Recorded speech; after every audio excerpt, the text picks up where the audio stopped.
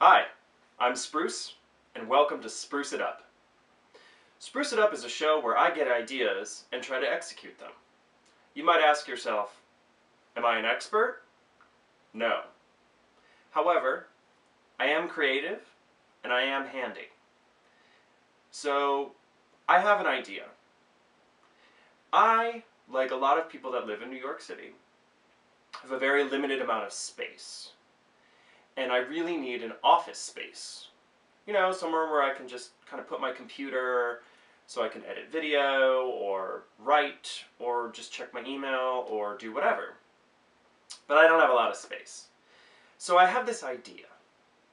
I want to make a desk that's attached to the wall, and it's either going to fold up or come down, and then there'll be a leg that extends out and I can use it, but when I'm not using it, it's just folded against the wall, totally out of the way. I'm not a carpenter. I just have this idea. So let's see if I can do it. Alright, so here's the space that I'm thinking about using for my desk. So it's pretty much just like this corner of my bedroom. One of the issues is, there was a little bit of water damage done to this wall that I want to use. So as you can see, I've got some like bubbly paint. It's kind of gross. But I assure you that the wall is dry now, because this happened 4 years ago? So it's time that we kind of fix that. So that's where we're going to start. Okay, so the first step is to get rid of all the bubbles in the paint. So I'm going to use a scraper.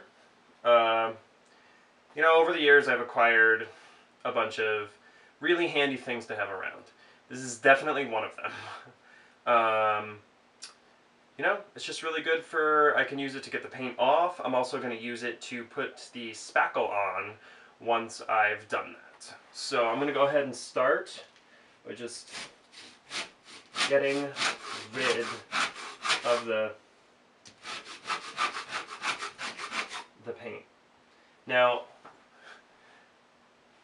I just realized that this carpet is still here. So I'm going to go ahead and roll it up. Then I'm going to finish doing this. Okay, so just to give you kind of an idea about what I'm using and stuff, I've got my lovely crack shot here. It's just a straight up spackling, and that's what I'm going to use to repair the wall here. I usually get it out of the container with the small scraper here. And then I have two different size scrapers to spread it out. Usually start with this one to kind of get the edges, and then for larger areas I will go to the big guy here. I'm going to start with my small scraper, or putty knife if you will, and I'm going to start at the bottom. The main focus is going to be these transitional areas here, because that's where we're going to see, you know, the break with the outer coating of the drywall and where the wall used to be. So what we really want to do is we really want to focus on that. So like I said, I'm going to switch to a bigger scraper, a putty knife. I'm going to smooth that out. You're trying to do as little sanding as possible later. So really the goal is to not do any sanding at all. Of course, that's pretty much impossible. I mean, you're always going to have to do a little bit of sanding, but you don't want to have to rely on the sanding later on. So really you want to make this as smooth as you possibly can right at the beginning. And this is what I've learned about spackling just through trial and error, various projects, my whole life. Patience. Patience is really your best friend when you're doing spackling. I used to really try and just like put as much on as possible, let it dry for a really long time so I could just sand it once and then paint, and it's not worth it. The end result is not good. So our spackling has set, and we are going to do our first coat of sanding just to give you an idea of what it looks like. Let's talk a little bit about sanding. There's a lot of tools on the market right now, like hand sanders. They just have a handle, you put the sandpaper on the bottom. I don't particularly care for those. I'm a simple guy. I use this piece of wood. It's left over from some project from a long time ago. It's pretty simple. I take a piece of sandpaper. I'm using 180 grit because you want it to be fine. I'm going to tear it in half lengthwise. And then I'm going to wrap it around my piece of wood just like this.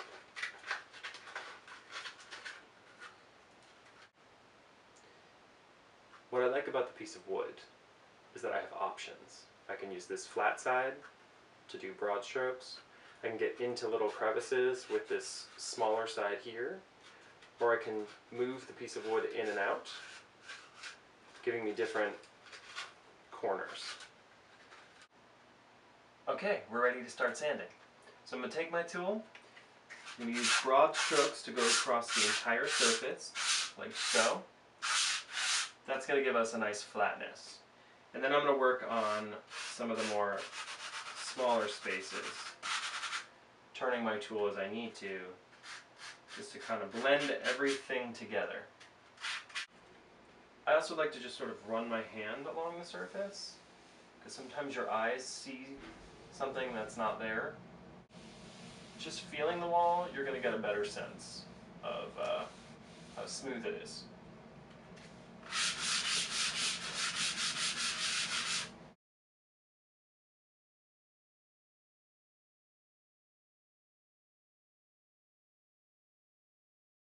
Now our wall is ready to be painted.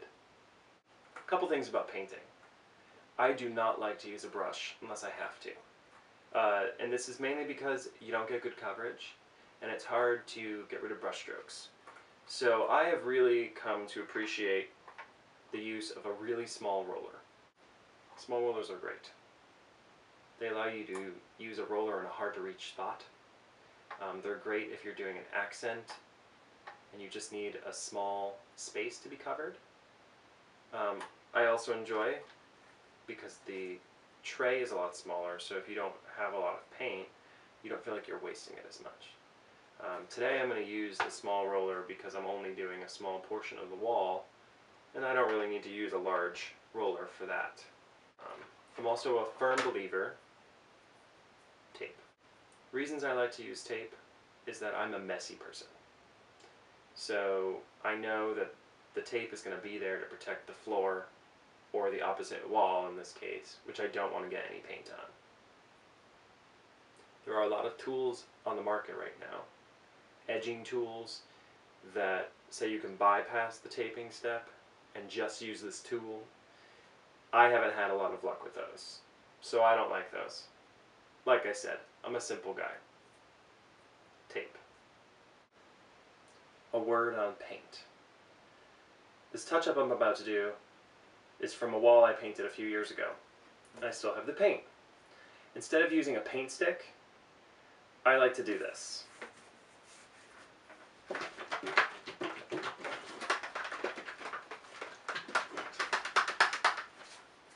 It's like the machine at Home Depot.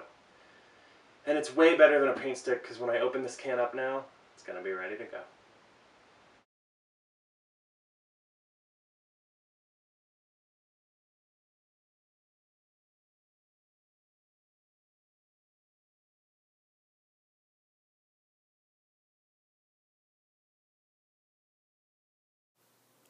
Well, after all this hard work, our wall is finally prepped and ready to go.